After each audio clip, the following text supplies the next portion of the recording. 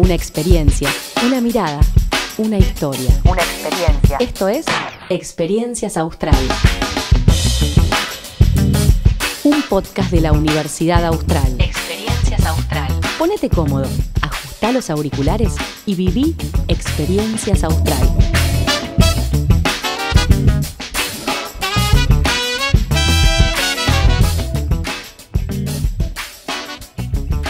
Te invitamos a escuchar el episodio número 8. Mi nombre es Lorena Vilanova y hoy me acompaña María Paz Mayans. Ella es médica pediatra y neonatóloga, graduada de la Facultad de Ciencias Biomédicas de la Universidad Austral. Realizó su formación básica en pediatría en el Hospital de Clínicas y su formación posbásica como neonatóloga en el Hospital Universitario Austral. Tiene una beca de investigación en telemedicina sobre contratransferencia de pacientes con condiciones crónicas complejas, realizada en el Hospital Garraham. Hoy en la actualidad se dedica a consultorio de seguimiento de pacientes con condiciones crónicas complejas en el sector privado y en el Hospital Universitario Austral, y también a la intervención conjunta. Fue una beba que nació de forma prematura.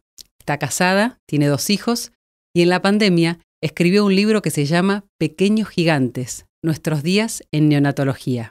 Conocé a quienes forman parte de la comunidad austral. María Paz, bienvenida, ¿cómo estás? Hola Lorena, ¿cómo andás? Muchas gracias por el espacio. Un placer para mí compartir este día con ustedes. Bueno, comenzamos. Quisiera preguntarte, tengo muchas preguntas para hacerte, pero lo primero que se me viene a la mente es ¿por qué elegiste estudiar medicina y especializarte en neonatología? ¿Y por qué en la Universidad Austral? Bueno, eso es una pregunta que me hicieron muy seguido y creo que cuando era chica y me preguntaban qué quería hacer, siempre pensé en medicina, nunca se me ocurrió otra cosa, ¿no? Como esa búsqueda por conocer el cuerpo humano, la necesidad del otro, poder actuar ante una necesidad, es lo que me fue llevando a lo largo de mis estudios a ir siempre por la rama de naturales, biología y terminé en medicina. ¿Y neonatología puntualmente por algo en particular? Y la neonatología para mí, si bien para algunas personas siempre lo terminan conociendo, no sé, cuando nacieron sus hijos o cuando, no sé, o quizás ni siquiera cuando conocieron a algún familiar internado, porque es una, como yo siempre digo, es una subespecialización, ¿no?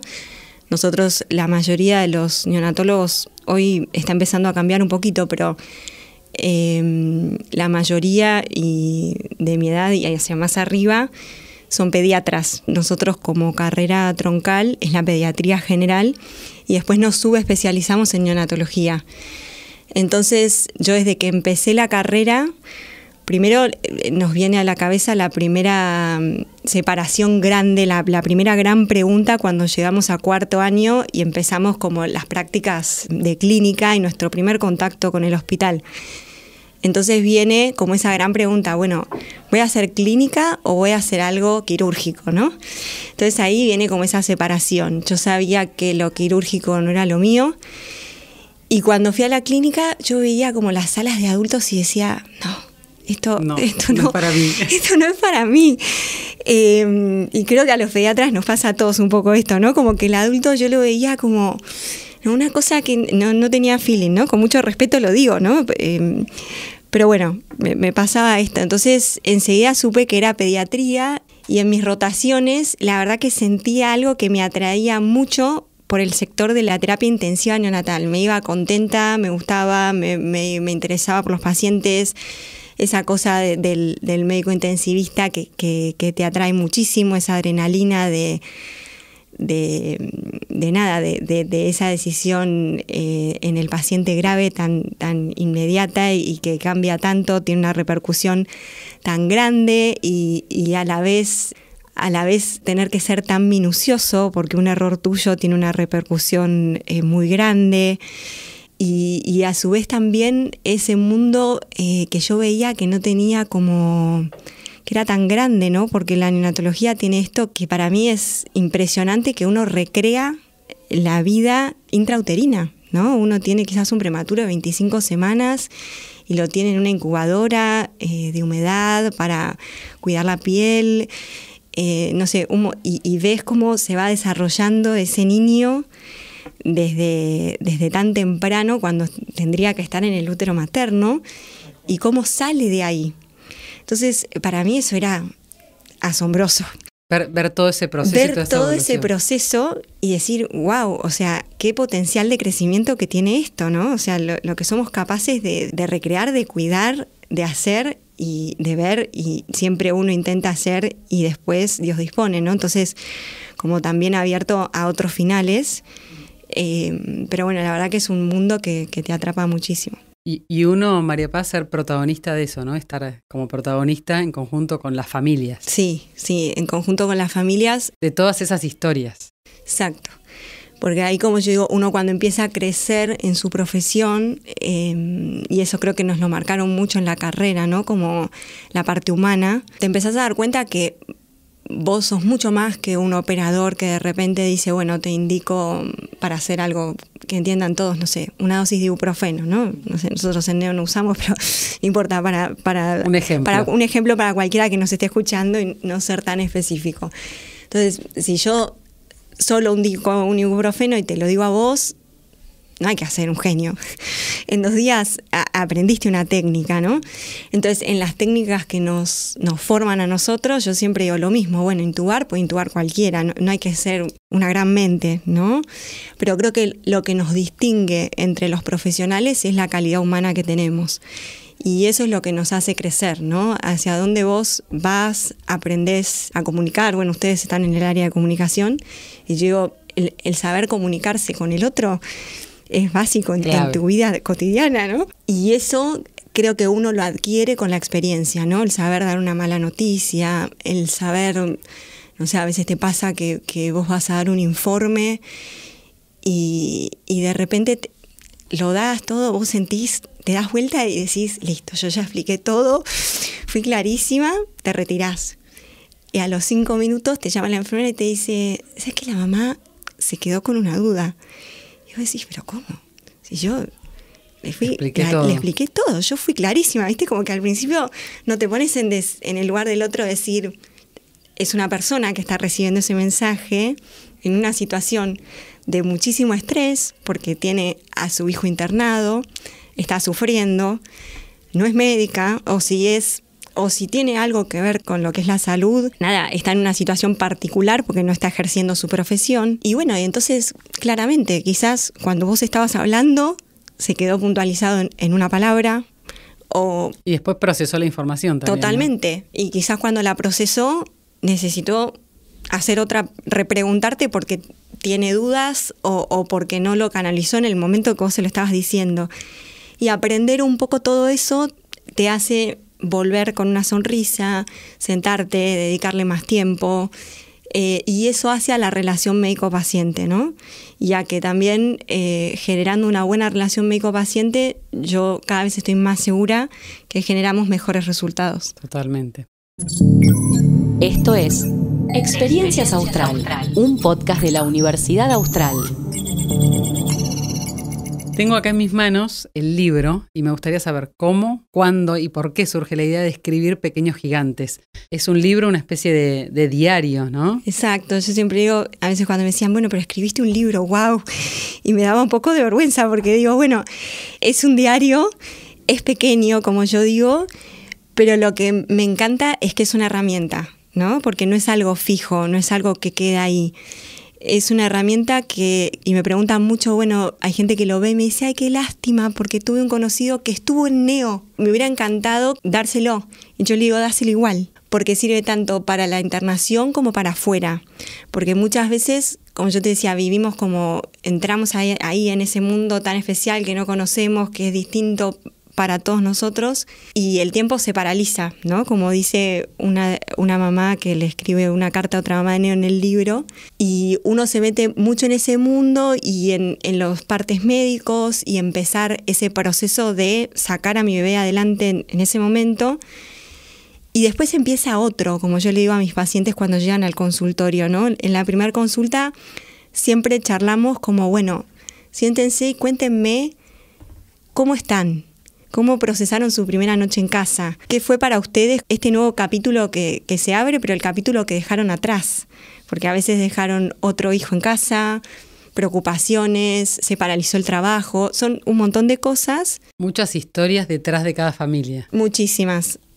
Entonces el libro va a eso, va dedicado primero que todo, que me parece muy importante, a que las familias puedan acompañar esa vida que empieza desde el día 1.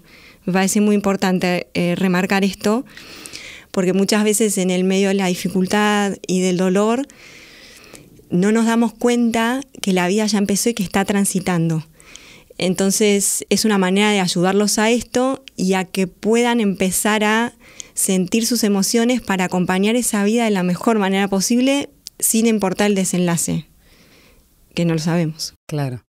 Bueno, me pareció, uno de los títulos es Cambio de rumbo, ¿no? Y cómo acá te van contando y te van poniendo en situación que, bueno, a raíz de determinada situación que viven las familias, hubo un cambio de rumbo en eso que uno tenía en la cabeza, lo que tenía planeado. Total, porque como yo siempre digo, o sea, en general en nuestra profesión, cuando uno va a un sanatorio, a un hospital, la gente tiene cercanía, la sala de maternidad es la más linda, ¿no?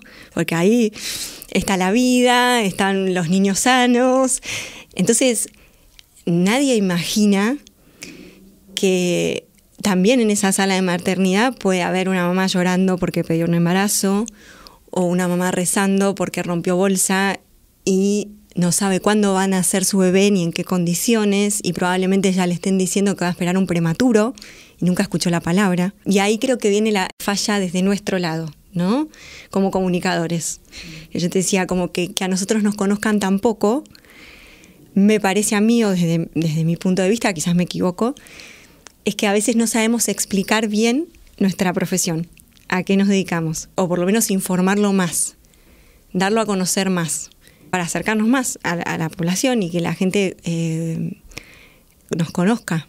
Sí, esto que decías de que por ahí nunca, una mamá nunca escuchó esa palabra, o si la escuchó muy lejana, o de alguna historia, de algún caso, y hasta que no nos toca en algún caso cercano, vos decías que la sala de maternidad es la más linda, y también toda la previa y todo el camino del embarazo, cuando vas al obstetra y a hacer todos los controles, y también ves un montón de mamás, a mí también me pasaba, tengo una hija de 4 años, cuando iba a esas consultas, y es todo felicidad y es todo hermoso, y después, bueno, uno va transitando el embarazo y van surgiendo diferentes historias. Sí, y para la gente que nos está escuchando, que bueno, puede ser muy diversa, la importancia de un embarazo controlado, ¿no? Totalmente. Porque hoy con el avance que tenemos, el nosotros controlar un embarazo hace que si estamos en un lugar que no tenga acceso a centros de tercera complejidad, nos puedan derivar con un diagnóstico.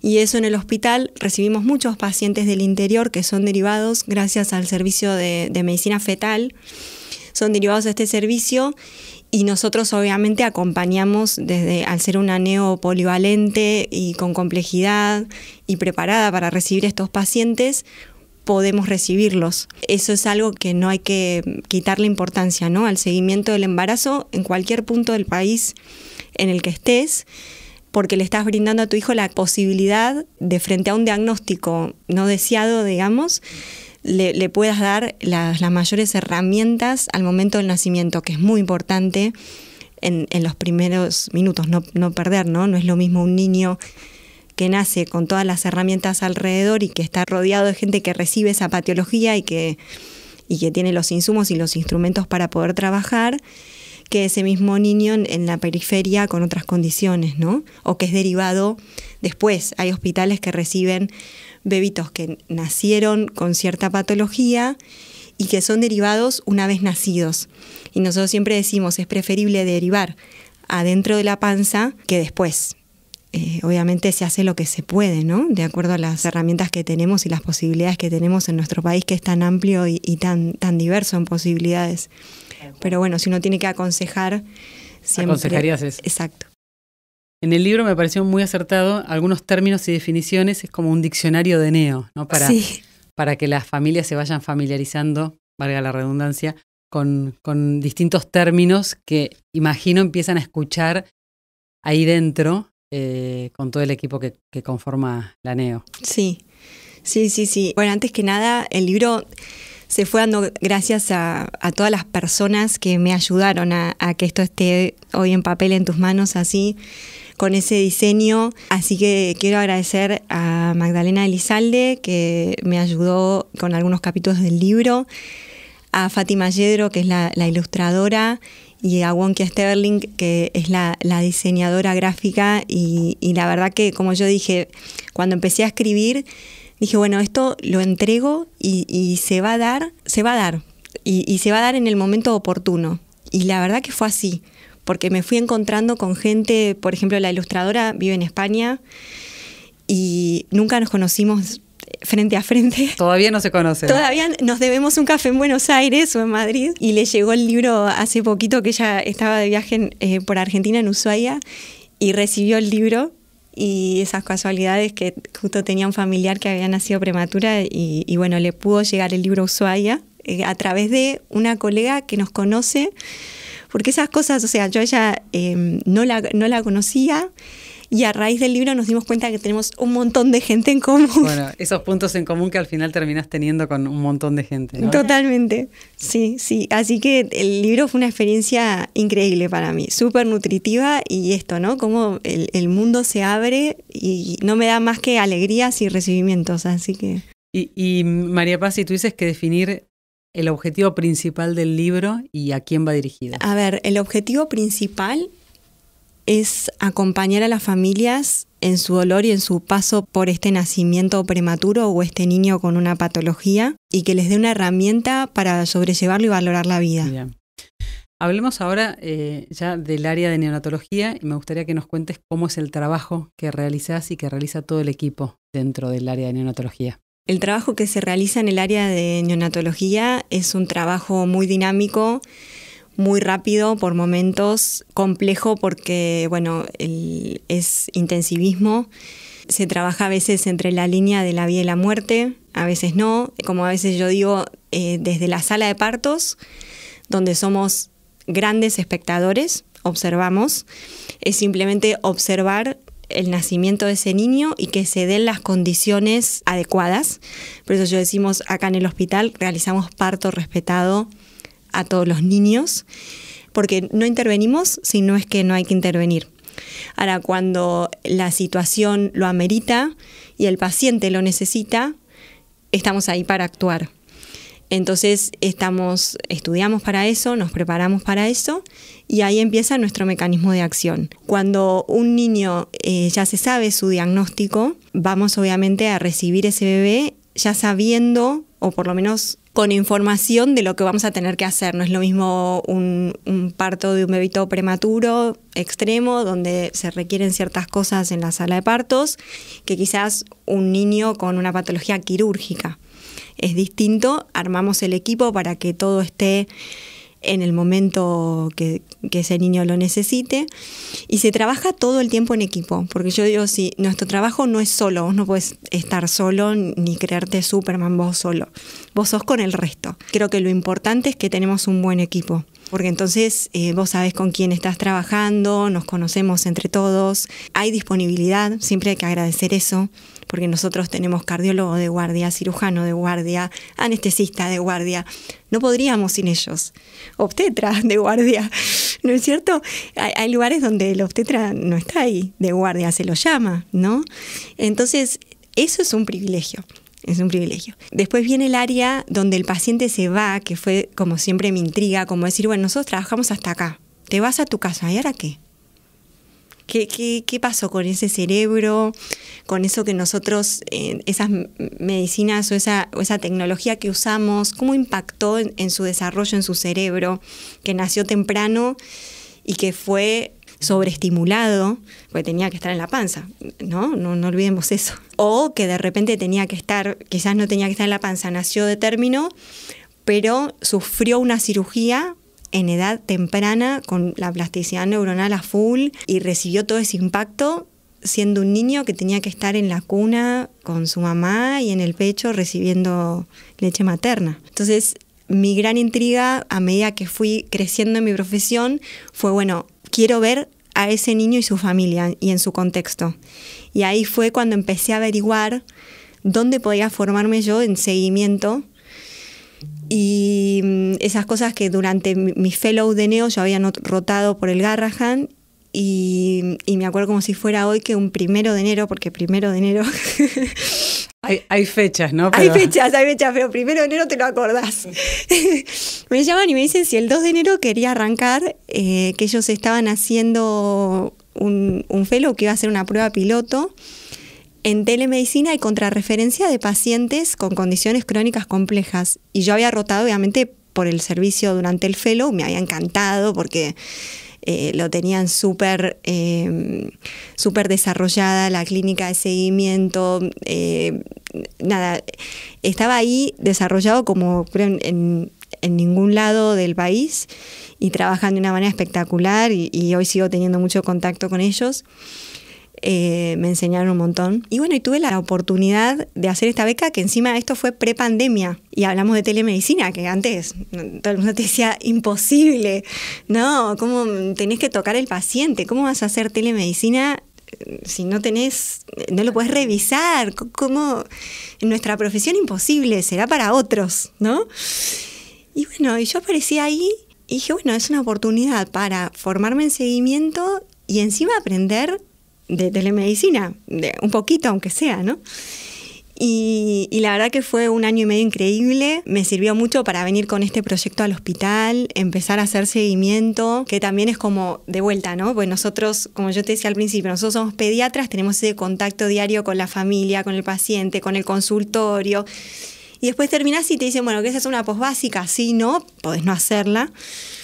Pero cuando nos subespecializamos en algo tan específico como nosotros los neonatólogos, estás 2 años en el área de internación, tratando cosas súper específicas. Entonces, de repente, volver a salir al consultorio vuelve a ser un desafío, porque tuviste 2 años de, no congelamiento, pero de tratar otra cosa.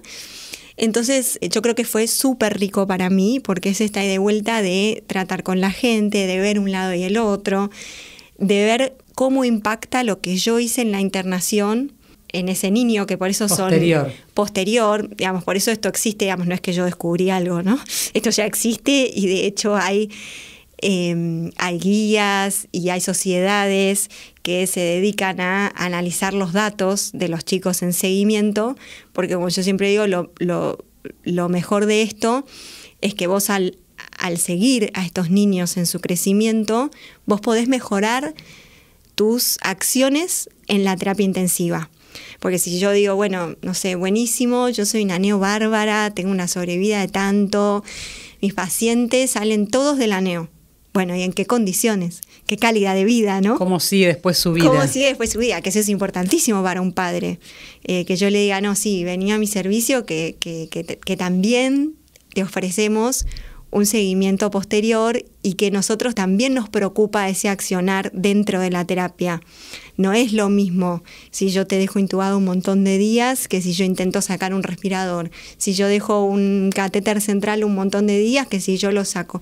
No tengo las mismas acciones y eso tiene toda una consecuencia. Por eso es que uno siempre se va mejorando dentro de lo que va haciendo y al tener los datos uno puede ir mejorando aún más. Ir ajustando, ¿no? Ir modificando algunas acciones. No quedarte en decir, bueno, nosotros ya somos, no sé, tenemos un montón de cosas, hacemos intervenciones, como yo te digo, la neo, cuando yo tuve que elegir, me interesó mucho que sea polivalente. Esto significa que no solo ves prematuros, sino que ves quirúrgicos, ves patologías genéticas, hay un poco de todo. No es tanto la importancia quizás en el número de camas, sino en la calidad del paciente y la patología que uno ve. Y sobre todo que somos poquitos fellows, entonces tenés una neo para vos. Y eso vale oro, que te lo brinden así, la conexión con los médicos más grandes, ¿no? El hospital siempre tiene eso, como que vos podés tener al lado a un médico de planta que te está enseñando. Y eso está buenísimo, porque lo tenés en contacto directo, no tenés que ir a golpear. En vivo y en directo. Claro. Justo la próxima pregunta que te iba a hacer estaba relacionada con qué sentías vos que distingue a la neo del Hospital Universitario Austral de otros lugares y cómo describirías el perfil de los médicos y los enfermeros que trabajan allí. Bueno, el trabajo de enfermería, que no lo nombramos, yo me acuerdo una vez cuando estaba rindiendo para el fellow, en otro lado, me acuerdo, no voy a nombrar porque es muy conocido el servicio, me preguntaron qué pensaba que hacía distinto a un servicio de neonatología de otro, ¿no? Y yo me acuerdo que dije la calidad de enfermería, porque de eso depende que tu paciente salga adelante o no, sobre todo en los servicios de terapia intensiva. Vos tener un buen enfermero es la calidad de tu paciente. Y poder hacer equipo con el equipo de enfermería es súper interesante y nada, es lo que va a llevar adelante tu paciente porque los enfermeros están 24 horas y son los que van a estar en todos los cuidados. Realmente un buen enfermero diría que es el 80-90%. Nosotros hacemos un 10%. Es un montón. Es un montón. Y volvamos ahora ya otra vez a la NEO. Me gustaría que nos cuentes cuál es el acompañamiento que se les brinda a las familias dentro de la NEO. Uno de los lemas del año pasado fue las puertas abiertas, no a los horarios de restricción en las terapias intensivas neonatales. Esto se difundió por redes y a mí me pareció súper importante porque nosotros siempre tuvimos ese pensamiento y desde el jefe de servicio que siempre insistió mucho hasta en la pandemia de decir, no, los papás tienen que entrar los dos, porque ahí en la pandemia vivimos esta cosa de que entre que la terapia intensiva en el país en general, como que siempre es, hay horarios de visita. Muy restringida. Muy restringida, como 1 hora sale el médico, da el parte, se va, porque el paciente es grave, ¿no? Entonces eso parece como que nos da una tarjeta de acceso a decir afuera. Y entre que el médico intensivista tiene como ciertas particularidades de que no le encanta tener a todo el mundo adentro trabajando. Y bueno, entonces la pandemia le dio la excusa perfecta para cerrarse aún más. Como bueno, no, hay un virus y no sabemos cómo, hay que cerrar aún más.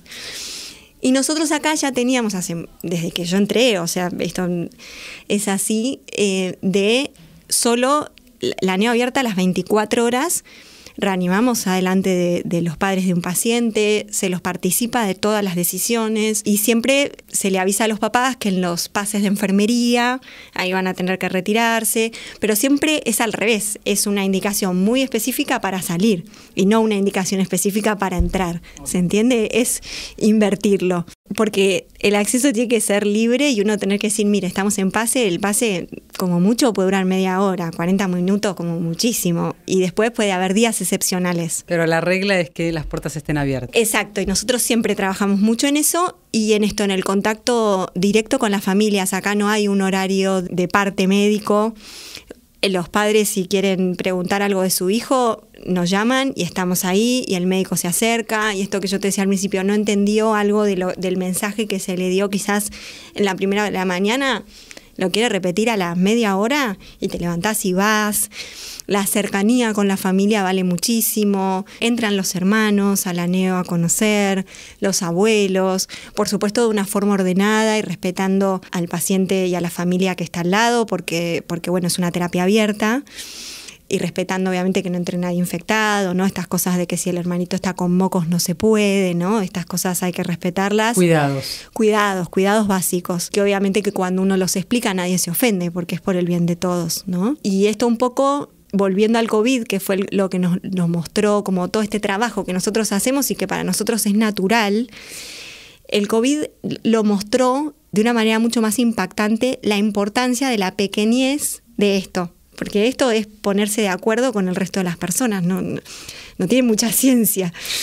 Y el COVID vino a mostrarnos como el uso del barbijo, el quizás nosotros teniendo, como te digo, esta política de decir que entren los papás y hasta teniendo ya, te diría, solo unos meses habrá entrado un solo papá y después enseguida desde la jefatura se dijo que entren los 2 papás. Y se recibieron quejas de todo tipo, como no, cómo puede ser tanta gente.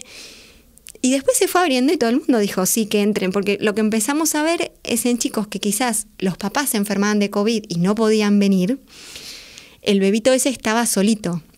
Y yo me acuerdo muchísimo un paciente que hoy en día lo conozco y tengo mucha relación con la familia, que era amímico, no se movía, no expresaba nada con su rostro, no hacía absolutamente nada con su cuerpito. Y cuando uno empieza a revisar la historia, bueno, los padres habían tenido COVID, el chico, digamos, enfermería cuida, pero no es lo mismo que tu papá y tu mamá al lado, porque bueno, tienen otros quehaceres también, nosotros los médicos lo mismo. Y fue brindarle en ese momento una habitación, que pudimos hacer esto gracias a Dios porque había disponibilidad para que los papás estuvieran adentro de la habitación con este bebé. Y el bebito pasó de un pensamiento clínico que ya lo íbamos a complejizar muchísimo a empezar a succionar, a empezar a dejar el oxígeno. Se fue sin nada a la casa, ¿no? Entonces vos decís, lo que hace el contacto y la relación con el otro, el estímulo, si a mí me sonrieron, me hablaron, me dieron cariño, me dieron apego, me dejaron que yo haga canguro con mi bebé, son cosas mínimas, pero que hacen cambios extraordinarios. El poder estar en contacto al pecho, el estar ahí con mi bebé, el liberar oxitocina, como se escucha hoy tanto en las redes, que la oxitocina es la hormona del abrazo y del placer duradero. Es cierto, porque aumentan estructuras cerebrales relacionadas con el apego. Entonces, ni hablar que sos una persona más productiva, más creativa y un montón de cosas. Pero además, más feliz, y eso se nota. Eso se nota y se transmite, te enfermas menos, ¿no? Y ni hablar el impacto que le estás dando a ese bebé que está en desarrollo. Justo contabas una historia y yo te quería preguntar si a lo largo de tu carrera profesional ¿recordás alguna historia que te haya impactado? Esta Sí. me impacta mucho, debes tener un montón. ¿Hay alguna que se te viene ahora a la mente? Siempre me acuerdo de mi primer prematura de 500 gramos que llegó a pesar, creo, 400 y pico, 490 gramos, una cosa muy chiquitita.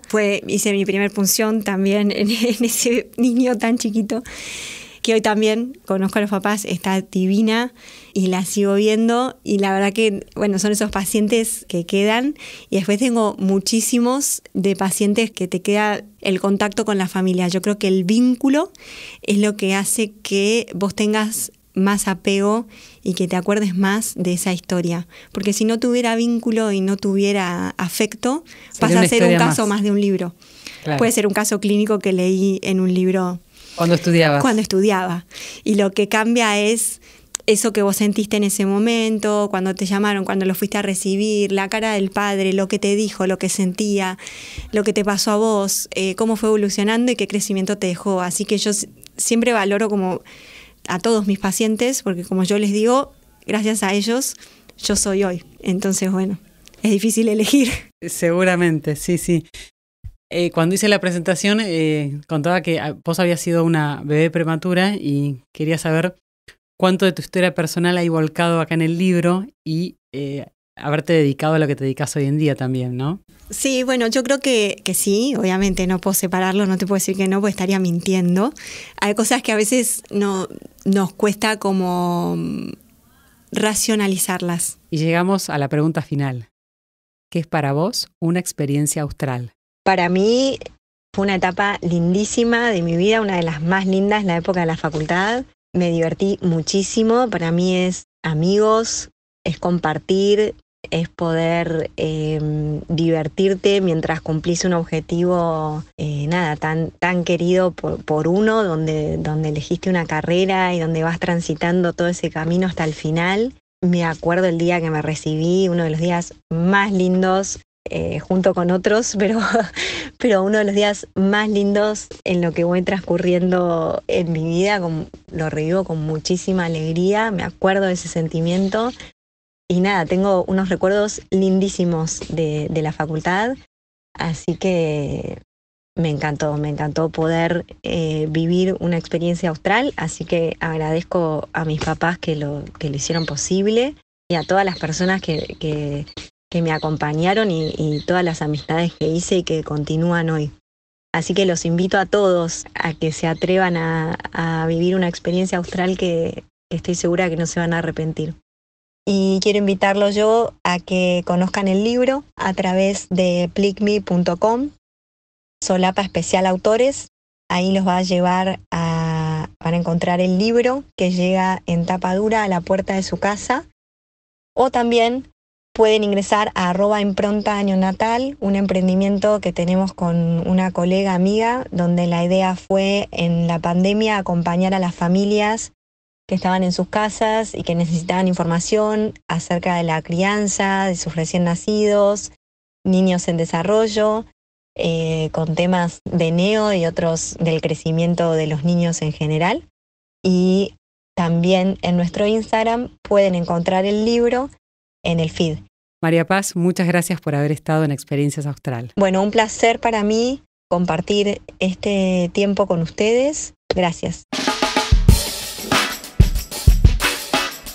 Hasta acá, escuchamos una nueva historia de transformación. Experiencias Austral. Experiencias Austral.